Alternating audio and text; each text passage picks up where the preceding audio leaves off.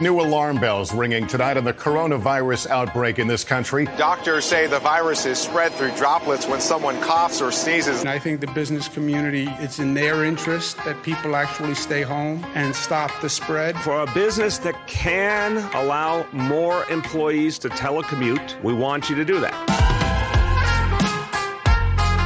Hi, friends. I'm Andy Paul, host of the Sales Enablement Podcast, and I want to encourage you to listen to my brand new special 6-part podcast miniseries titled Selling with Purpose. The team behind Sales Enablement Podcast and I put together this incredible series of inspiring conversations exploring what it means to sell with a mission greater than just hitting your numbers in this era of COVID-19 and beyond.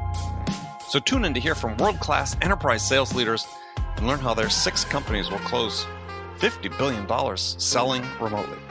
See how they've supported essential workers with the products and services they need to stay safe and thrive during this time of crisis. Subscribe to Selling with a Purpose now on Apple Podcasts, Spotify, Stitcher, or wherever you listen to podcasts.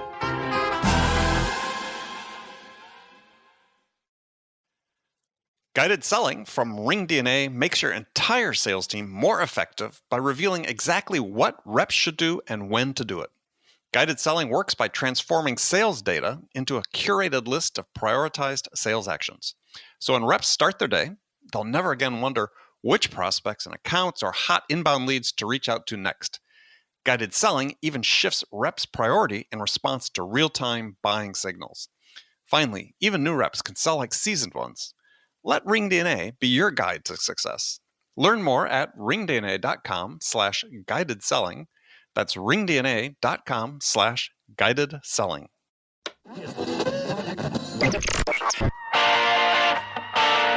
It's time to accelerate. Hey friends, this is Andy. Welcome to episode 717. That is 717 of Accelerate, the sales podcast of record.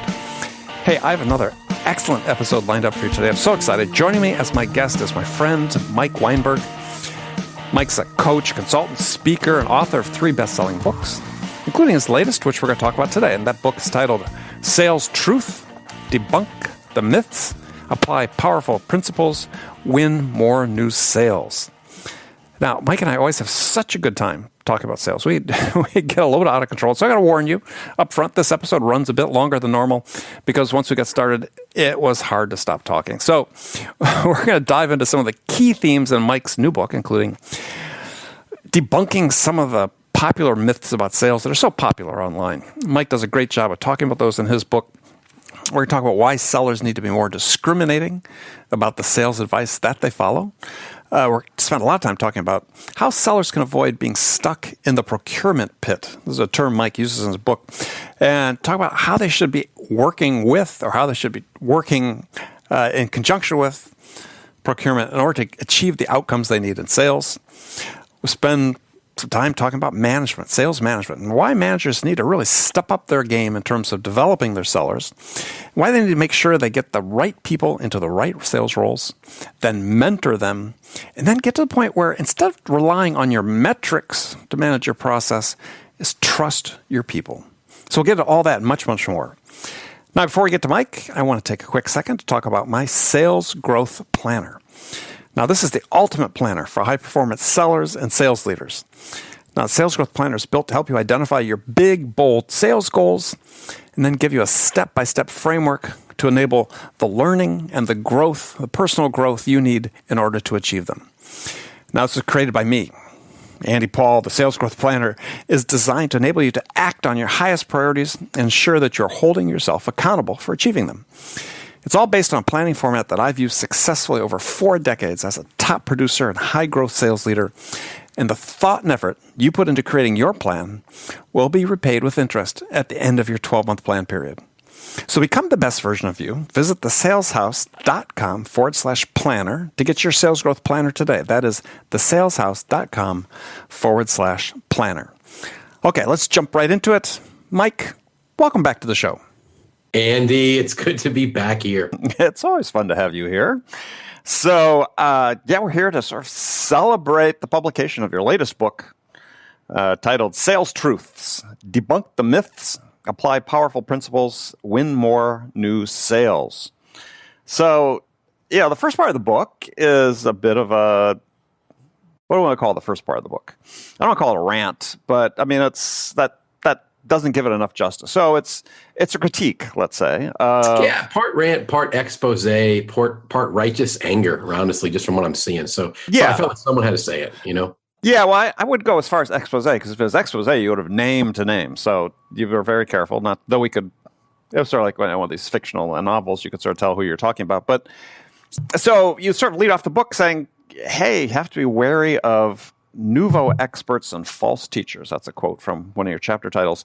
So as I was reading the first part of the book, sort of thinking to myself, okay, well, this is a section probably a lot of people wish they had written.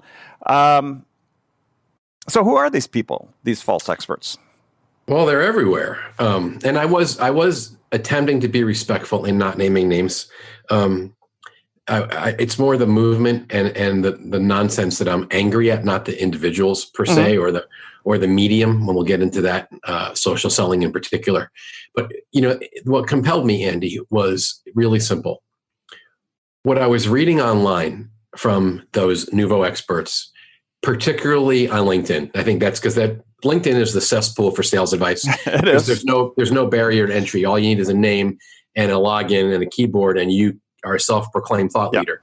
So what I was reading on LinkedIn from some relatively popular sales experts about what it takes to succeed in sales today was very different from what I was seeing with my own eyes in real companies where I'm consulting, training, coaching, speaking, etc. So over the last few years, my anger and frustration and concern just built to the place where I said, I got to call out. I got to call this out. I'm going to quote these people using their own words from their own posts of the nonsense, this garbage. It's pathetic what passes for sales advice today.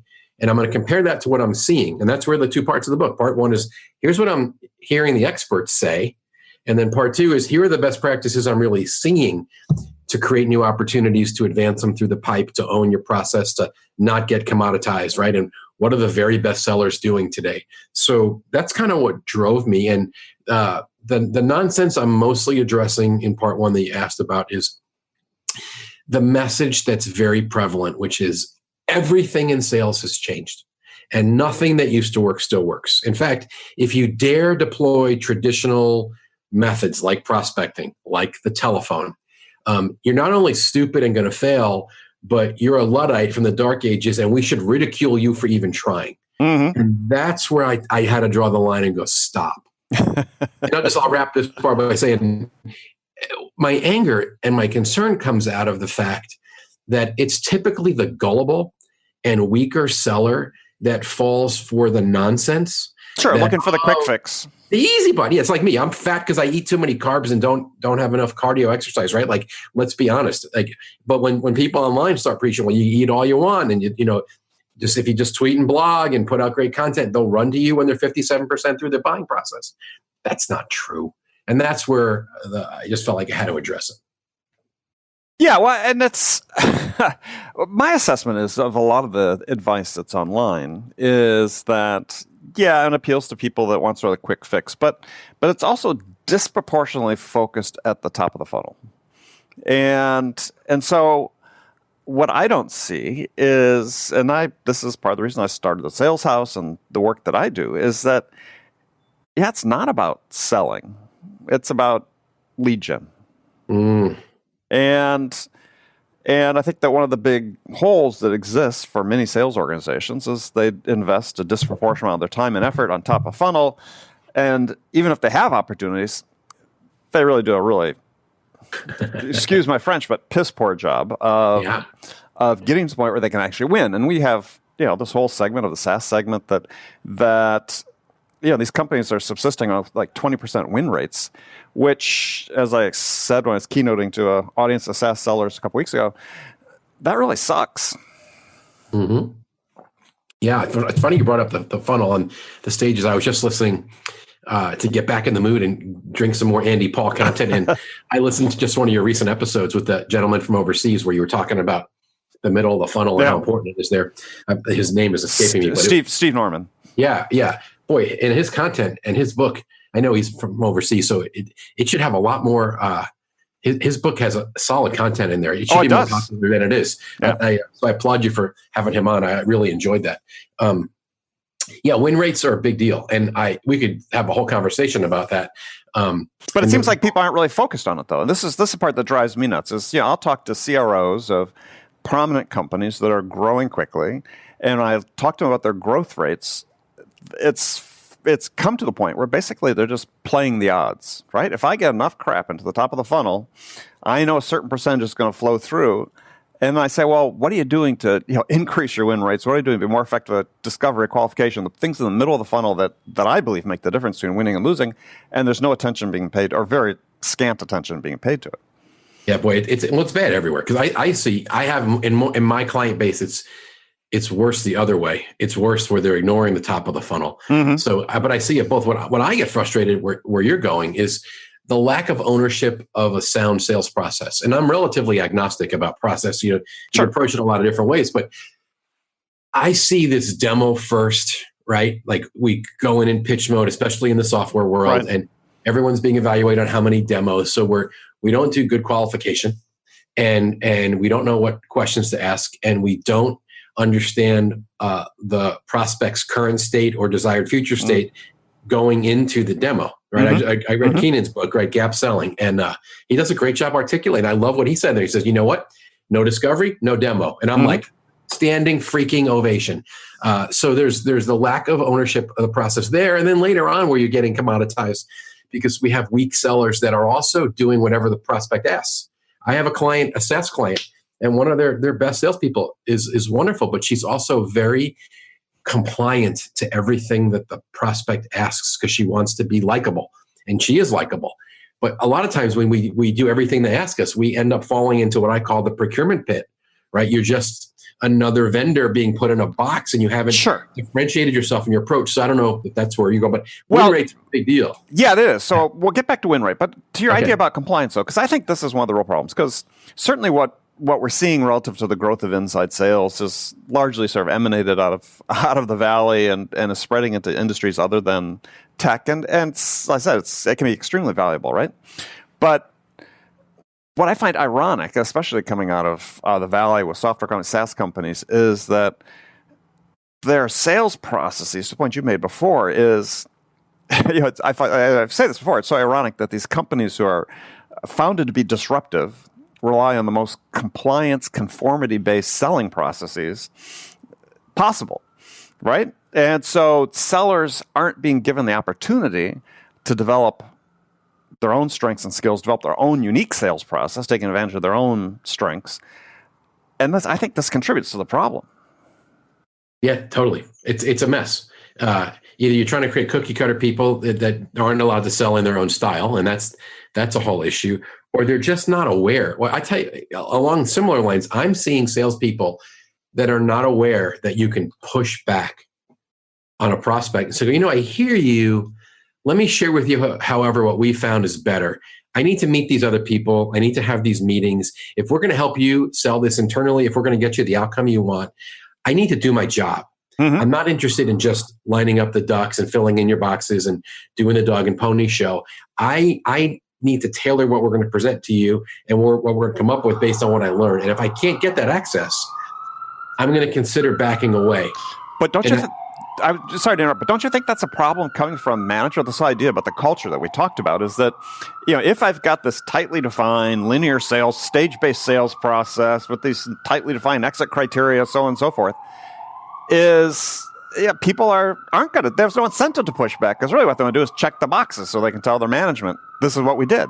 Yeah, they're being micromanaged, is what you're saying, through a very rigid process that they've over-engineered. Right. So they're trying to get through it. It's funny, I was going to ask you, are you in California or New York? But hearing the siren, I'm like, well, now I know where you are. It's awesome. You're in the city. All I want is a slice of New York pizza when I hear that sound. Well, get out here. We'll go do it. I forgot to close my windows. It wouldn't have mattered. It would come through anyway. That's awesome. Yeah. Sorry about that, audience. Now you know. Secret's out. I'm in New York City today. Yeah, don't track him down. But you can't find him today because the day this airs he won't be there. So no, been safe, many places before then. So yeah. But this is I think is and we sort of touched on it in two different ways now. Is that I think that I always contrast this to the way I came up in sales. I worked for big companies. We had processes, but I had managers to say, look, go figure this out, right? The way that works best for you. You don't need to be the same as everybody else. And I was given that freedom and latitude to do it. I was given the rope to hang myself, quite virtually. But I mean, but the thing is, you know, it doesn't happen as much these days because we want people to be clones. And let's go down that path. Because you're bringing back memories of my early sales managers and even senior executives who mentored me. Right. You know, one of my great frustrations, and it's a topic from another book, but where the sales mentors go? Where are the managers that take the pride in mentoring and developing their people instead of checking boxes and living with their head buried in a screen? And to your point, you know, enforcing some overly rigid process that some engineer built. Where is the development of business acumen and mentoring and relational skill and EQ and the things where you had great bosses like I did that built that into us? One of my fears for the younger generation is so weird that we are old now. You know, we speak for yourself. Yeah, that's right. My friend who's senior. You know, I don't see it, Andy. I think I'm not trying to hurt my business or yours, but some of the reason we have so much demand is because the managers in these roles are not developing their people, and the consequence is horrible. We have these amateur sellers in the field getting commoditized, getting outsold with the win rate you're talking about because no one has shown them this is how you do it. And whether it was my dad or bosses or managers or peers, I have story after story after story of top sellers who showed me what it's like and what they brought to the job. And today I don't see that. I see everything head down in the screen, CRM, and that's not helping. It's not helping at all. Yeah, over the last couple weeks, I've been talking to several AAISP chapters about qualification, or about discovery, actually. And obviously qualification flows from it, but really about discovery. And, you know, there's some very tactical things you can do in discovery that have an impact on your ability to win the deal. And it's this tactical smarts, right, that plays into winning business that seems to be, I don't want to say completely absent, but largely absent from the way people are being brought up and mentored. To your point, is precisely. It's like, I go sort of chapter and verse, you know, how you qualify people. I mean, there's some things I've taught that I learned that I've taught people that make a substantial difference in your ability to win a piece of business based on how you qualify, how you discover, how you do needs analysis. That I said just seems to be lacking. And so when you have these, I'm giving these talks, it's amazing. People writing these notes down. It's like, you know, this is senior people writing the notes down because that's like, yeah, you know, this is our 101 type stuff that we're just not educating people in. Oh, that's awesome. You know, it's funny. I know we're here to talk about my book, but I'm going to talk about your book, Amp Up Your Sales. What would happen? I think I might have even written this in an endorsement. What would happen if people implemented 20% of the sales process tips that are in Amp Up Your Sales? I mean, you know, and I know, right? And there's no great rocket science in there, but it's exactly what has to happen to follow and execute and learn what you need to learn. So you speed up the deal, right? I don't know who said it was Curlin or wherever I read it, Mahan Khalsa, like some, you know, but the reality that sometimes to speed up the sale, you have to slow down the sales process and you do the right things along the way. And people are lazy or they're ignorant and they're looking for the shortcut. Right. And they're looking for the easy button and they think there's a hack. If I just do this thing, then everything will fall into place. But that doesn't exist in sales. No. And I think this whole sort of hacking sales mentality is really oriented sort of top of funnel, which is problematic because it really, as you and I know, it's really at the beginning where you build those relationships that enable you to do things that you talk about in your book, like push back, right? The reason you're able to push back on a buyer, which, you know, this is sort of a la the challenger, but, you know, it's a more of a mindset as you talk about it, which I always had, which was, you know, the customer's not always right. And also, they're there to learn. Just like we're there to learn, they're there to learn. And it's very rarely, in my experience, you run across somebody who's completely closed-minded, a buyer, about a better way to do something. No matter where your sales team is working from, RingDNA can enable them to be more productive and effective. RingDNA offers a complete platform for remote sales teams that gives reps the tools they need to connect with more prospects and create more opportunities and drive more revenue no matter where they're working from. And managers can get real-time insight they need to coach reps to success. Win more deals from anywhere on the planet with RingDNA.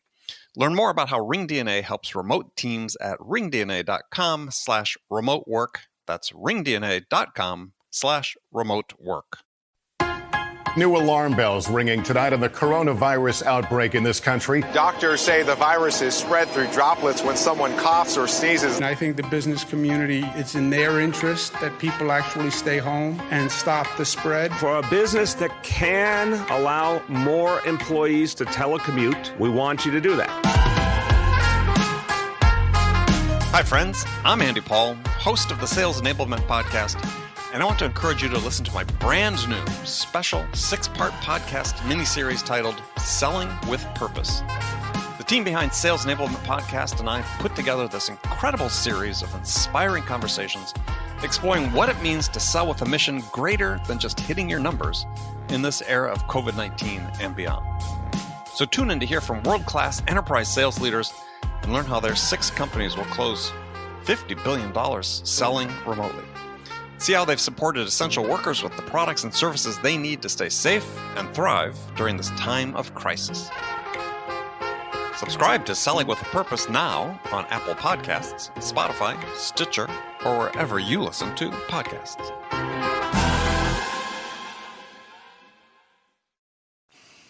Oh, boy, that's really good. I'll tell you a story. I didn't tell this story in the book, but it's a story from my client, Teradata, and they're one of the few companies I talk about publicly because they've been public about our work together. And one of their senior executives shared with me, one of the things they need to coach their sales force on more and more is pushing back on procurement. Because what's happened a few times when they sell one of their major solutions into a massive account, the types of accounts, we all know these names in the tech world, in the retail world, the banking world. Oftentimes, the actual client, the business person, right, who was over the line of business that needed this solution will come back to the Teradata supplier and say, Right. why do we have this solution? Well, what is this? And they got to look and go, well, what you wanted, your procurement people didn't buy for you. What we went through the process and discovery and determined is what you needed for your solution. At the end of the day, when it got down to negotiating, your procurement people took all that crap out because they didn't want it. And it was just interesting where we can't let ourselves as professional sellers get in the position where our actual client who's counting on us to produce a really good outcome for them looks at us at the end of the day, wait a second, this isn't what I thought I was getting. And well, the problem is because we got run over by procurement who started pulling things out to get the pricing or the terms they wanted. Right? Yeah. So it's very, very tenuous situation. You can be really careful because I'm going to say this just, and if I'll take the flames that come back my way. I posted something from my chapter about not falling into the procurement pit on LinkedIn. And I got some pushback from salespeople who said, I could never do that, Mike. If I push back, I'll lose. They won't like me. I don't have the guts or the rights. My company will kill me. And then a few procurement people commented and said, Mike, you have the wrong attitude here. You should stop trying to defeat us and work around us. You should collaborate with us to get the right kind of solution. We have a role here. And I get ideally what they're saying would be true. But in practice, that's not what I see. In 100% of the situations that I've been in, the procurement people are the enemy. And I don't want to collaborate with the enemy. I want to defeat them badly. I want to tell them to pound sand. And that's this. I tell 3 stories in the book. That's right. Pound sand, yes. Of my company and the 2 other small companies where salespeople are having a lot of success by holding their ground and they're confident. And instead of acquiescing to the prospect and to procurement, they're pushing back and they're dictating. And they're differentiating themselves, and they're having more fun, and they're selling bigger deals at higher margins and increasing their win rate because they're not rolling over and letting procurement steamroll them. So yeah, well, absolutely, and that was a good part of the book because I think the lesson for most salespeople is to take away from that, and I gave a webinar on this not that long ago. Is there's a way to procurement proof your negotiations, and it's through the trade-offs you do with the buyer. Your actual buyer, your customer. That's good. Before it shows up in procurement, because then when procurement goes back to the buyer and says, well, we're going to make this change, the buyer says, well, you can't do that because if they do that, they're going to reduce this, right? You want to lose the price? Well, they're going to lower the scope, and I can't do that in order to achieve my goals. And you can get it wrapped up really tightly so when it's delivered to procurement, they can't touch it because the whole thing falls apart. Yeah, And you're that's sophisticated. You're more sophisticated than I love hearing you talk about this. I need to go to one of your next webinars when you tackle this. So that's awesome. Yeah, but that's the whole point, right? Is you do all that trade-offs, but this is what we're not teaching people, right? You do all that trade-offs before it gets to procurement. So I said it's just wrapped up, saran wrap, bulletproof, whatever you want to call it, and you can't touch it. I guess the Jenga maybe is the best great. analogy. So, Yeah. But I love what you talk about, because and sellers don't feel enabled. And I think this comes also from, again, I'm going to put the blame on sales managers, is, I worked for people who enabled me to say no to them. And as a manager, you have to learn to accept that maybe your people have a better way of doing things. Absolutely. And let them develop. Yeah, and because you're not going to win every deal too, and there are times, and I've had this with clients, there are times when I'll push it, holding the line. And at the end, if I have to, I'll acquiesce and play the prospects game because it's too big a deal. Sure. And if I really feel like we're about to get cut out, I'll go. But I'm going to take it all the way to the limit, right? Right.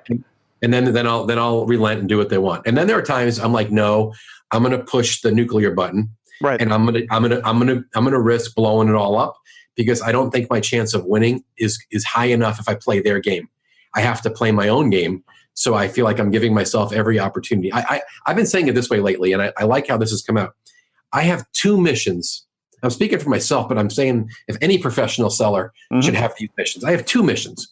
Number one, I want to win every deal I can, assuming that me winning is in the best interest of the prospect. Right. And number two is I want to produce the highest and best value for the client that's buying the service. So I want to win. I want them to the best outcome. If the process that's being offered to me by procurement or by the prospect doesn't allow me to either A, have the best chance of winning, or B, produce the best outcome from them, that's when I draw the line and go, no, I'm sorry, I hear you, but I'm not going to follow those instructions because that's not going to get you what you want, and I'm wasting time. Right. And it's amazing the respect.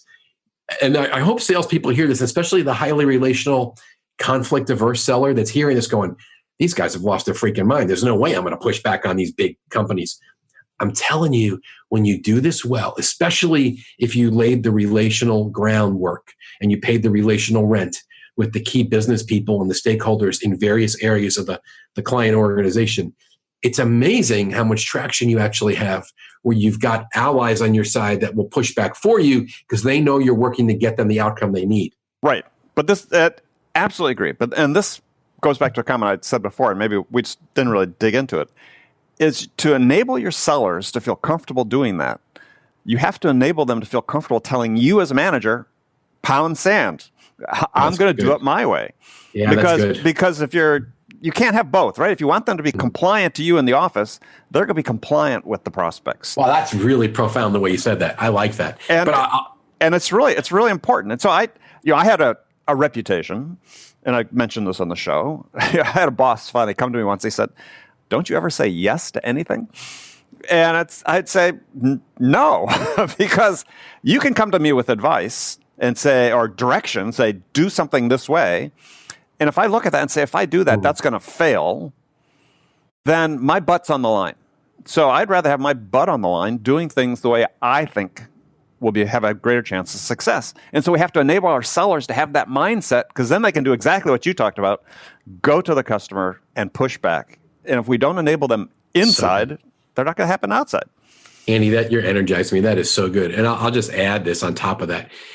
What you're articulating, however, does require that management puts the right talent in the right seats, and we get the right people in the right roles, because the average salesperson at most companies I observe can't pull off what you just described, right? Because the business acumen, the experience, the talent, the gravitas, it's not there. So the manager can't trust them at the level you're advocating for. And that's really where it all comes together, right? If you're going to set people free and let them have that type of autonomy, you better have talent in the job and stop being cheap and silly. And you got to be really wise about job descriptions and who you're putting in those roles, right? Well, but also you have to have that in the managers as well, because if we have managers that being brought into sales whose only vision of sales is as a metric-driven process, then they're never going to trust the people, right? They're going to trust the numbers. And so being able to build this trust, and this is, you wrote about this before, you've written about the metrics jockey, I think is your term, right? So, that's really, really important looking at it from the management standpoint. Do you have the people in the management roles who have enough experience in sales to trust the people to go out and execute? All I could say, Andy, is that I wrote this really simple book, and this is the most complex, deep conversation I've had about it yet. So you're opening up like synapses in my mind that haven't fired in a while, and I like it. Well, but I like it a lot. I always find that when I write a book and people ask me what the book is about, I say, I don't know. I haven't talked to enough people about it yet. That's a great reply. Yeah. Because it's funny. I'm feeling the same way. Because why? Because you've done this a few times. You released the book. Yeah, you wrote it and you went through the editing process, and then you went through it again when it got proofed to check one more time and push back on the bad copy editing. And now I've read it once in real hardcover, and now I'm listening to the Audible, and I'm still learning about the book. And I honestly don't know until I start reading reviews. And everyone I talk to, I say, please do me a favor. Would you share your takeaways with me? Yeah. Tell me your top 3 or 4 things that you got, whether they're good or bad. I need to hear it because I'm with you. I don't know. Yeah. You think you know, but you don't until it gets absorbed by others. So that's the cool part. I also just noticed that you play with your wedding ring while we talk the same way I do. All the time. I know. I've had mine off half the time when we've been talking. This 25 years. Those of you who are listening, you can't see us. We're looking at each other on video. But, this is my $90 gold Comfort Fit wedding ring from 1994. And my wife always sees me playing with it. She goes, "Are you sure that's the same one we bought?" I'm like, "Yes, I have not lost it." So yeah, I'm always playing with mine too. I would talk. So all right. So I wanted to. We're going to have to do another one of these because we're going to run out of time. But it's great. This is so much fun. But another part of the book that I thought was really interesting, which plays into a topic that I'm passionate about, is that you quote Ron Delegui. I don't know how you pronounce his name. Yep. Delegui. Okay. I don't know either. I just took it in writing. I never heard it said before. Okay. Keep going. I like this. Yeah. Hopefully Ron doesn't take offense. And the quote being is that 99% of all statistics only tell 49% of the story, which I wish it was that optimistic. I think it's way less than that. But we have this problem in sales, and it sort of speaks to a little bit of what you talk about in the book, but it really speaks to what all of us talk about, is there is no scientific data about sales, no scientific studies, longitudinal studies that says this crap works and that crap doesn't work, right? I mean, I'm as guilty as I write about what I know works, in my sphere of the people that I work with and so on. But fundamentally, it's still anecdotal, right? So what do we do? How do we get past this thing? Because I don't know. Because I don't know, Andy. I think it's a problem. I think that we have this. It's hard to enroll people in doing what we think are the right things because we can't point, other than a few customer successes, we can't really point to saying, and part of this is stemmed too from the fact that, we look at some of these seminal studies that have been done in behavioral economics, like Daniel Kahneman, Thinking Fast and Slow. He starts the book off saying, I forget, was it priming or anchoring, settled science. And then he has to repudiate himself because, the studies can't be replicated. What do we do about this?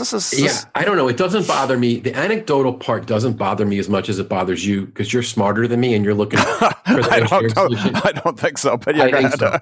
And the reason that I have that quote in the book, in that chapter, is because of there's really one reason. It's the CEB Challenger Sale 57% statistic that got way too much play and got over manipulated and was used as a straw man statistic by so many manipulators and charlatans in our industry that wanted to tell you that because research said, this one study said, buyers get 57% through the buying process before engaging with a salesperson, which may or may not have been accurate. But with my own eyes, it wasn't, because that was not happening in clients where I was consulting and coaching, as we were going to pursue people before they were shopping.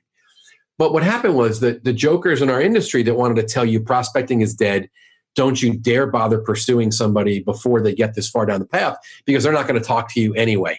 That's where I feel like, wait a second, I have to disabuse people of this notion. And I think that's a myth. And now I was relieved when Serious Decision study came out later saying, no, let's debunk that. And then Mike Schultz from the Rain Group put out an awesome study. And he talked about, 82% of buyers accepting meetings early on. And half of those meetings being actually scheduled by traditional methods, telephone and email. So I really felt like I had to say, stop treating the 57% number as gospel, because it's hurting a lot of salespeople that are listening to the people manipulating the data. So that's my take on why I put that there, and I just wanted to push back.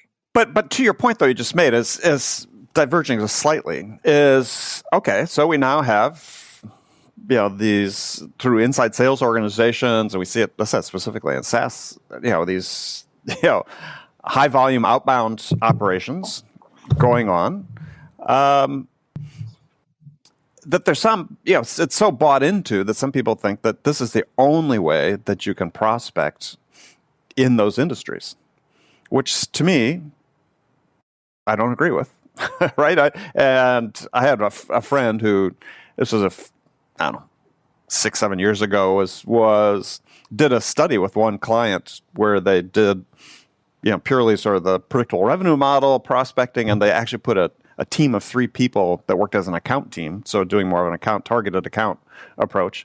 And the targeted account approach far outperformed, the specialized prospecting and so on. So I know it's not necessarily replicable, parts due to the product size and complexity and so on, but have we bought in too much into this, hey, it has to be this way if you're selling a subscription-based product?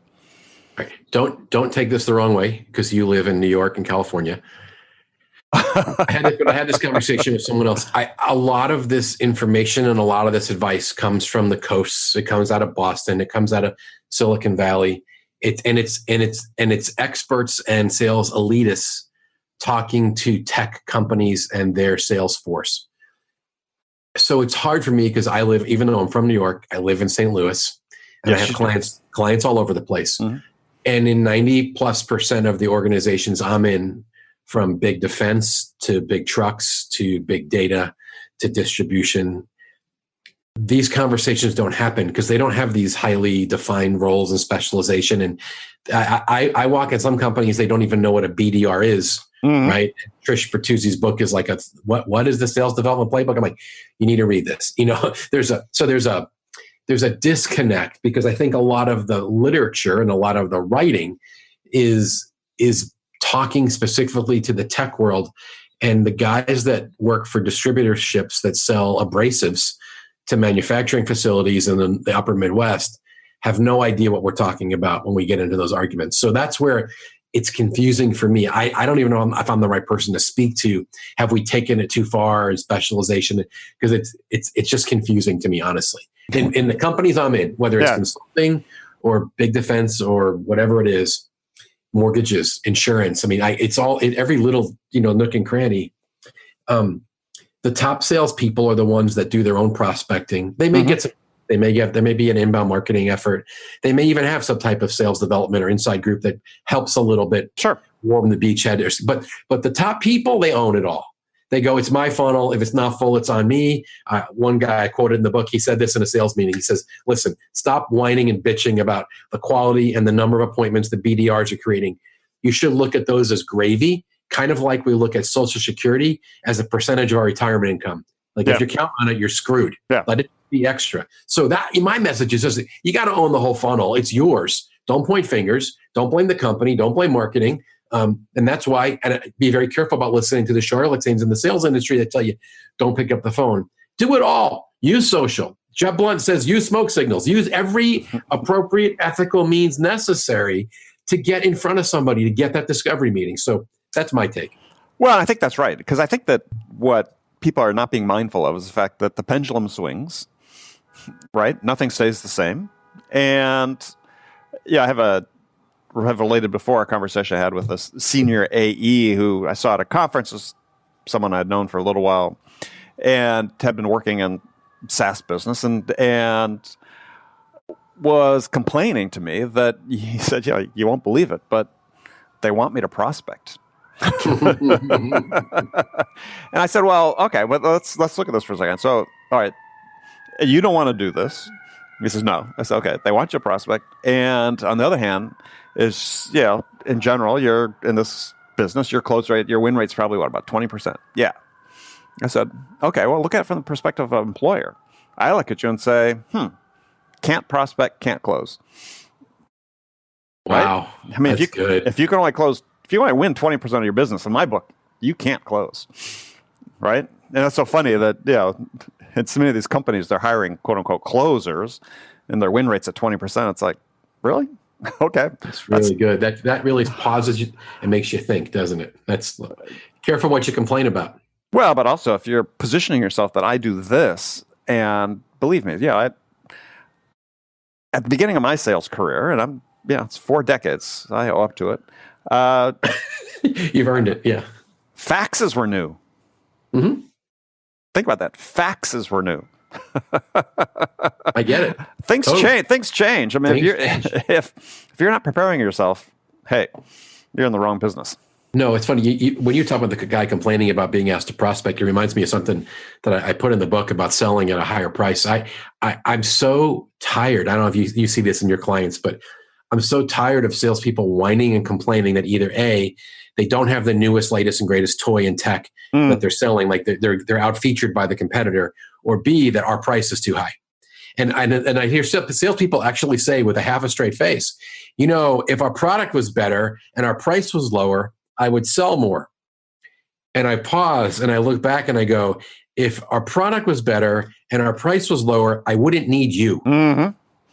And so be very careful, salespeople. And I take a kind of a different tack in the book, and I go in jest, but for job security and income reasons, stop whining about your product and stop whining and bitching that our price is too high, because our job as professional sellers is to justify the difference between what we're charging, right, which at a premium, versus what the market is charging. If you can't articulate that value and make up for some price premium, then what do we need you for? We would just hang a thing on the internet and go, hey, we got low price crap. We're Walmart. Come on in. Mm-hmm. So be careful. Be careful about the sales guy complaining he doesn't want to prospect. Be careful complaining that we have a bad product. Be careful complaining that we're priced too high. Your job is to create revenue. So do it. Well, yeah, I mean, it's hard to improve upon that. But you look at each step of the process through the way to sit. Again, from these conversations I had recently with groups about discovery, is I said, if you're going into discovery and just doing these scripted questions that your management team or your marketing team gives you, I can get a bot to do that. If you can't ask a question that unveils some insight about what the outcomes the customer wants to achieve, why do I need you? Right? Same thing. It applies throughout the entire selling. All right. Beautiful.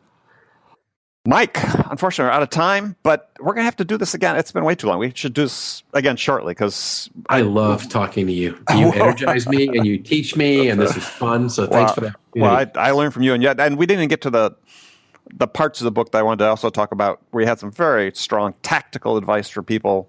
One bit of advice about how to get a meeting with people I thought was just genius, which they can go find it in the book. How's that? That's a great teaser. It's a great teaser. Go find it in the book, and but we'll have you back. So tell people a little bit about the book and how they connect with you then. Yeah, the book is Sales Truth, and it's off to a flying start. As it should be.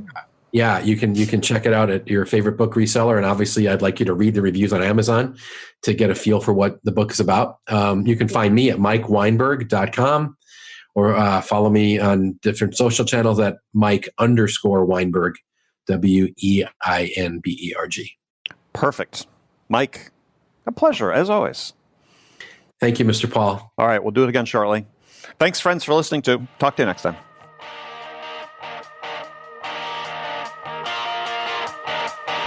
Okay, friends, that was Accelerate for the week. First of all, as always, I want to thank you for taking the time to join me. And I also want to thank my guest, the incomparable Mike Weinberg. Join me again next week, as my guest will be Riley Meek. You want to make sure you catch this conversation, because Riley has a very different approach to lead generation that has been very successful for him. And when I read about what he was doing, I wanted to make sure to get him on the show to talk about it. So you must come back next week. Make sure you join us for that conversation. Now, before you go, I have a small favor to ask. If you enjoyed this podcast and listen to it regularly, then everyone here who works on the show would really appreciate it. If you could just take a moment, go to iTunes and rate and review Accelerate. We'd really appreciate it. So thanks again for joining me. Until next week, I'm your host, Andy Paul. Good selling, everyone.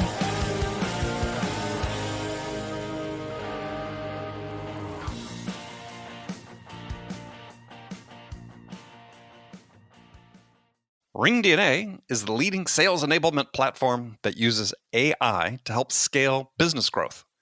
Trusted by the top companies across the globe, RingDNA offers a suite of powerful tools for every sales role.